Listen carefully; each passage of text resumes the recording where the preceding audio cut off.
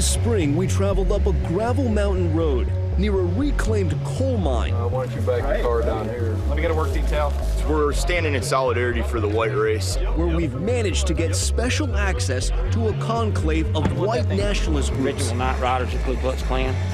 Convened to discuss a favorite topic, the future. This is not business as usual.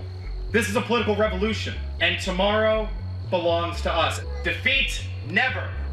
Victory, forever. Hail victory! There are several speakers here. We are white people. We are Aryan!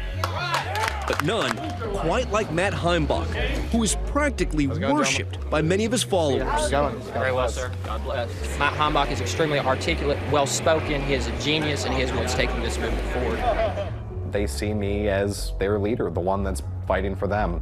And I couldn't do any of this without them. Do you look up to someone like Adolf Hitler? So of course we look up to men like Adolf Hitler. We look up to him as inspirations for what we can achieve. Also inspired to follow Heimbach here, some who prefer to remain anonymous. Well, I'm a Baptist preacher, so I gotta maintain a low profile. Can I take a selfie with you, brother? Of course. All right. There's a festive mood as they pose for photos and load up on SS patches and other Nazi-themed merchandise.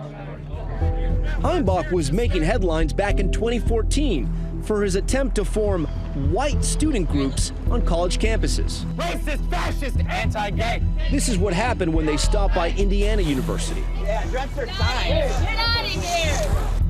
Today, Heimbach, a delivery truck driver and a father of two, says his moment has arrived. Is your movement on the upswing? Our movement is growing very, very quickly. Start getting stuff out of the back.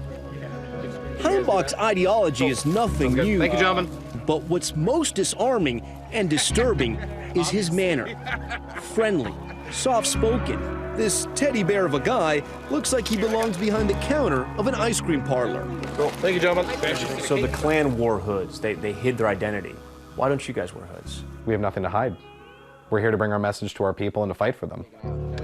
Needless to say, aside from street-level actions, Heimbach has discovered the power of social media, especially YouTube. Hello, comrades. Miscarriages of justice that have been done in the name of civil rights that our people are currently in bondage to. They hate white people. Combating the Jewish system, Jewish oligarchs, Jewish tyranny.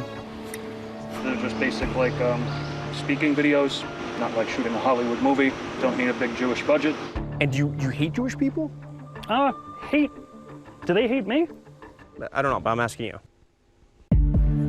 We were with Heimbach back in April when he arrived at Alabama's Auburn University with his posse. He's here to support alt-right leader Richard Spencer in a nationwide campus recruiting effort.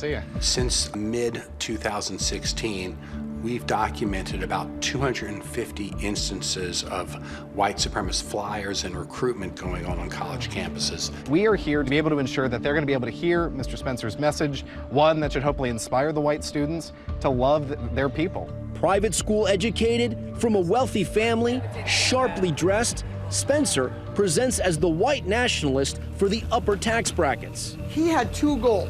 One, make white nationalism more intellectualized and have a greater appeal to young people by toning down some of the more obvious uses of Nazi symbology. Greatness is far more important than equality. Equality is for losers. Why not just call it white supremacy? Why not call it neo-Nazism? Whenever anyone stands up for our identity, we get called this collection of names, like you're a neo-Nazi. The idea that Hitler has a monopoly on identity for white people is just simply ridiculous. He's nothing more than a spoiled little rich kid who's never had a real job other than conservative propagandist. Antifa activist Daryl Jenkins has attended many Spencer events. And today, his comrades would love to stop Spencer from delivering what they consider a dangerous speech. It's not so much shutting them up, it's about shutting them down. Afraid of violence, Auburn's administration revoked Spencer's permission to speak. Professor Jeffrey Stone says caving into the mob is a mistake. What happens then is anyone who wants to speak, if other people want to shut them down, all they basically have to do is say, well, we're going to be violent, we're going to disrupt, we're going to riot, and then the police will go and shut down the speakers. Spencer, happy to play the First Amendment martyr, takes the fight to court. We are on 85 South. We are going to this courthouse to file an injunction. Hours later, the court says it's a clear First Amendment issue. Auburn University cannot stop Spencer from speaking on campus. I thought our chances for victory were slim, but we did it. An hour before Spencer speaks, the action outside is already heating up, and Heimbach's men chant, "Communist scum off our streets! Communist scum off our streets!" If you believe America's a communist country, you are a traitor. As students make their position clear. Finally, flanked by private security and a police escort, Spencer makes his entrance. Despite a few interruptions, he makes his case. Systematic discrimination against white people at all levels of society. So white supremacy, he says, requires a white homeland to flourish. There is nothing that can stop an idea whose time has come, and that time is now! His followers up front cheer, while some students sit in stony silence. 90 minutes later, his mission accomplished, Spencer takes off in a fast retreat. Just get in the car. Yeah. Heimbach isn't as lucky. With no police to protect him, an angry crowd soon descends on him, and he is literally chased down the street. No Nazis! No Nazis! I think I crossed a Rubicon long ago that I'm willing to die. And that might sound stark, that might sound a little scary. A little dramatic. A little dramatic, sure. But the fact is, you know, politics can be it can be a war. A Spencer victory?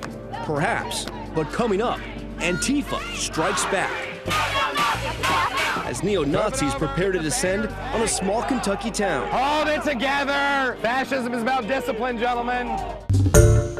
Hi, everyone. George Stephanopoulos here. Thanks for checking out the ABC News YouTube channel. If you'd like to get more videos, show highlights, and watch live event coverage, click on the right over here to subscribe to our channel. And don't forget to download the ABC News app for breaking news alerts. Thanks for watching.